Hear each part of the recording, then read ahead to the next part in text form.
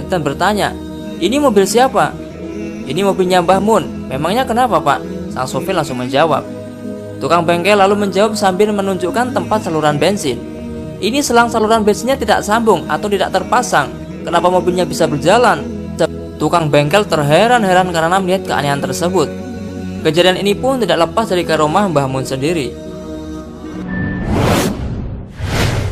Yang kedua, menghentikan hujan lebat. Pada saat Mbah Mun mengisi pengajian Maulid di Kudus, beliau memberikan tausiah kepada para hadirin yang datang. Dalam situasi asyiknya para jamaah mengikuti pengajian Maulid itu, tiba-tiba tidak disangka hujan turun begitu lebat hingga membuat para hadirin berlarian mencari tempat yang aman dari guyuran hujan. Saking derasnya hujan, panitia pun mempersilahkan Mbah Mun untuk transit masuk ke dalam rumah. Hujan pun bertambah deras. Hal ini membuat panitia kebingungan bagaimana cara memuliakan Mbah Mun yang mulai terkena percikan air hujan. Di tengah kepanikan panitia dan para hadirin, Mbah Mun pun berdoa kepada Allah Subhanahu wa taala agar hujan segera berhenti. Tiba-tiba tidak disangka, tak lama kemudian hujan deras itu berhenti. Yang ketiga, bertemu Nabi Khidir alaihissalam. Dahulu Mbah Mun ketika nyantri di pesantren Lirboyo Kediri, Jawa Timur, pernah ditemui Nabi Khidir. Sekitar jam 11 siang, seperti ada suara yang memanggil. Ternyata suara itu datang dari kuburan dekat pondok, kisah Kiai Ali. Ternyata di kuburan itu ada Nabi Khidir. Pakaiannya seperti petani, pakai caping. Nabi Khidir pun berkata kepada Mbah Mun, "Kamu cinta sama saya juga cinta sama kamu, dijamin Gusti Allah nantinya." Setelah dahulu begitu, Nabi Khidir mendoakan Mbah Mun lama sekali. Setelah lama berdoa dan diamini oleh Mbah Mun muda, Nabi Khidir kemudian menghilang. Mbah Mun pun juga akhirnya balik ke pondok lagi. Fakta ini ternyata diketahui Kiai Makhrus Ali. Setelah pertemuan itu, Mbah Mun muda langsung terlihat sosok santri muda yang sangat alim. Mbah Mun muda juga akhirnya mengaku kepada Kiai Makhrus perihal hal yang baru saja dialaminya.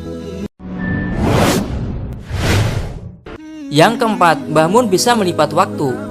Saat Kiai Fadlan masih kuliah di Universitas Al-Azhar Kairo, Mesir, Kiai Fadlan diminta tolong oleh Mbah Mun untuk menghantarkan ziarah ke makam Imam Syadzili. Akan tetapi saat itu Kiai Fadlan agak bingung karena waktu yang dimiliki Mbah Mun sangat mepet alias terbatas, padahal perjalanan menuju makam tersebut sangat jauh, bahkan harus menginap. Dengan keyakinan dan ketakdiman kepada beliau, Kiai Fadlan tetap mengiyakan permintaan beliau. Kiai Fadlan menyewa mobil dan sopir untuk menghantar beliau dan istrinya. Singkat cerita, perjalanan darat yang jaraknya 400 km dengan medan jalan yang sulit dan biasanya ditempuh selama 7-9 jam, waktu itu hanya ditempuh selama 2,5 jam saja. Padahal saat perjalanan, beberapa kali mobil yang ditumpangi Kiai Fadlan, Mbah Mun dan istrinya beberapa kali berhenti untuk istirahat, makan dan sholat di beberapa tempat yang dilaluinya. Yang kelima, Mbah Mun menyembuhkan penyakit dengan air putih. Masih menurut Kiai Fadlan, ketika mengantar Mbah Mun dan istrinya ke makam Imam Syadzili, mereka mampir di sebuah musola untuk sholat jamak takdim. Seusai sholat, mereka mampir makan di warung makan sebelah musola. Saat menunggu pesanan makanan, si ibu pemilik warung tiba-tiba membawa sebotol aqua seraya meminta Mbah Mun untuk mendoakan air tersebut. "Wahai Syekh, doakan suami saya, ia sedang sakit," pinta si ibu. Setelah air itu didoakan, Mbah Mun bertanya, "Di mana suamimu?"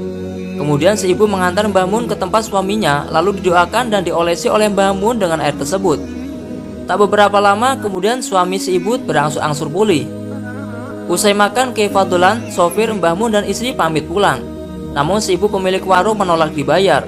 Si ibu merasa berterima kasih suaminya sudah didoakan oleh Mbah Mun. Namun Mbah Mun tetap membayar semua pesanan makanannya. Mbah Mun benar-benar ikhlas menolong orang Mesir yang tidak dikenalinya itu. Yang keenam, restoran Mesir terbakar setelah menipu Mbah Mun. Kiai Fadlan juga menceritakan saat ia dalam perjalanan mengantar Mbah Mun dan istrinya menuju makam Imam Syadzili.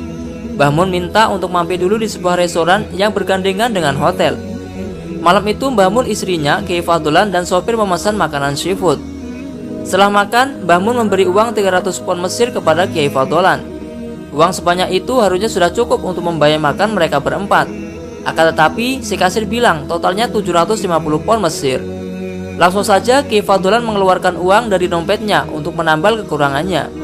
Tanpa diduga, Mbah Mun mengetahui kejadian itu, seraya berkata, "Mas Fadlan kok nambah banyak?" tanya beliau. Kiai Fadlan menjawab, "Tidak nambah Mbah Yai, "Loh, saya lihat nambah kok," kata beliau.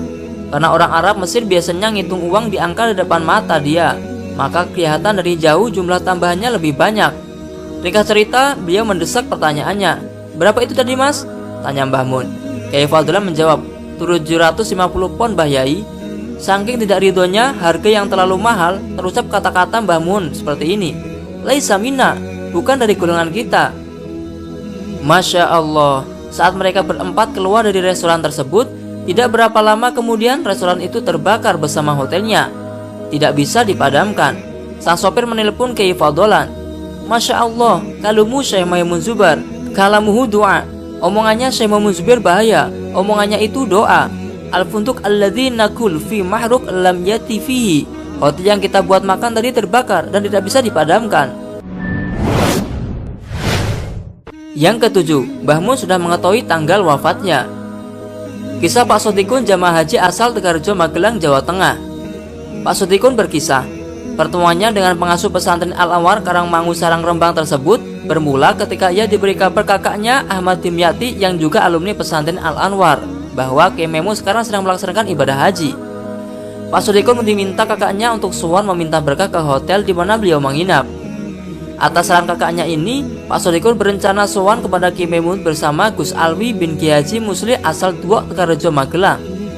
Sedianya mereka akan sowan selepas sholat Jumat. Namun karena lalu lintas yang padat, Gus Alwi tidak bisa sampai ke maktab Kiai Maimun. Pak Sotikun pun akhirnya sowan sendirian. Merasa belum mendapatkan kesempatan, Gus Alwi hanya meminta tolong kepada Pak Sotikun untuk menanyakan sampai kapan Mbah Mun tinggal di Mekah. Maksud Gus Alwi lain waktu sebelum Mbah Mun meninggalkan Makkah, ia akan sowan di penginapan ayah dari wakil gubernur Jawa Tengah tersebut. Setelah sampai di hotel, Pak Sotikun sudah mendapati beberapa tamu juga sedang sowan. Masing-masing mempunyai kesempatan untuk berbicara kepada Kiai Maimun.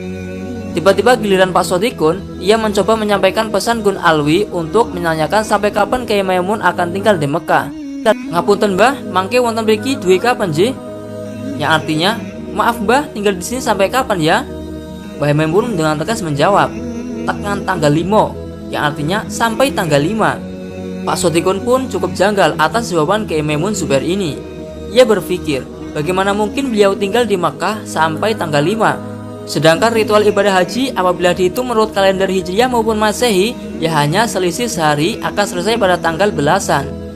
Pak Sotikun pun hanya husnuzon bahwa yang dimaksud Mbah Mun dengan tinggal di sini sampai tanggal 5 adalah tinggal di dalam hotel yang beliau tempati saat ini, bukan tinggal di Makkah.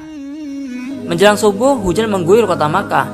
Pak Sotikun yang berangkat ke Masjidil Haram pun basah kuyup. Baginya cuaca kali ini aneh karena terjadi pada musim panah.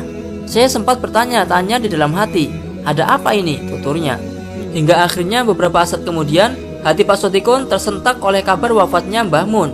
Di kepalanya kembali teringat dawuh Mbah Mun saat di hotel, dan baru sadar bahwa pemahaman Pak Sotikun meleset. Pada tanggal 5 Zulhijjah 1450 Hijriah atau 6 Agustus 2019, Mbah Mun memang bukan hanya meninggalkan hotel, tapi juga Makkah, bahkan dunia dengan segenap hiruk-pikuknya ini. Wallahu a'lamu bishawab. Nah, itulah 7 karomah luar biasa Mbah Mun Zubair. Terima kasih telah menonton video ini, semoga bermanfaat dan dapat menambah rasa iman kita kepada Allah SWT. Jangan lupa tinggalkan jejak dengan cara klik like, subscribe, dan share video ini ya, agar channel ini semakin bermanfaat dalam mensyiarkan agama Islam. Wassalamualaikum warahmatullahi wabarakatuh.